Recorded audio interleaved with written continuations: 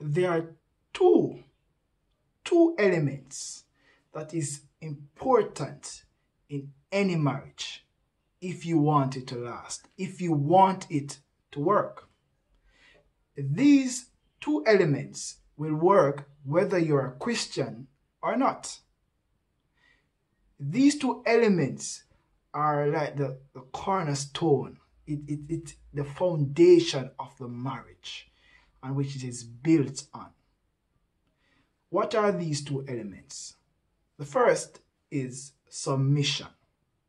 In the book of Ephesians, it says, "Wife, submit yourself unto your own husband as unto Christ." And you can almost guess the second one, which is love. Husbands, love your wife as Christ also loved the church and gave himself for it.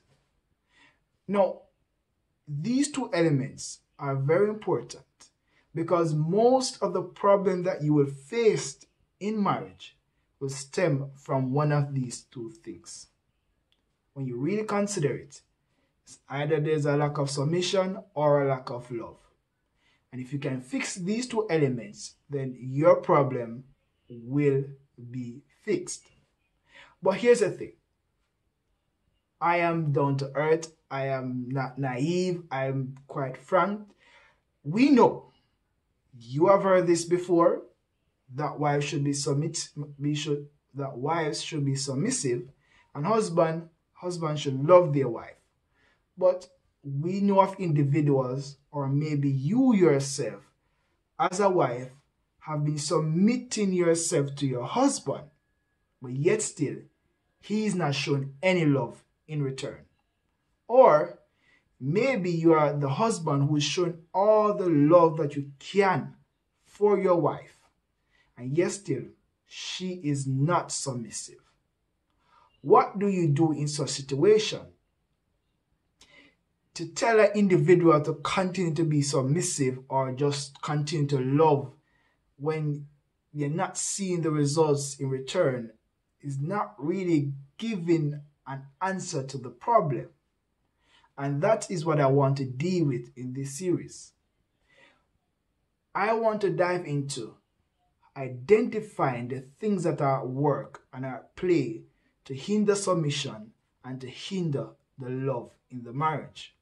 Because we know that the enemy doesn't like marriage and he seeks to destroy it.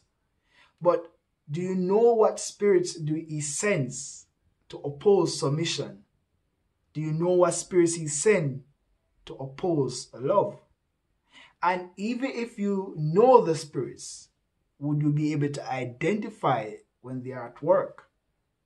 Would you even know what to do to get rid of them, to deal with such spirits if they were to ever raise their ugly head in your marriage? If you don't know, stick around. I'm going to dive more into these things. The first one I want to look at is for the husband.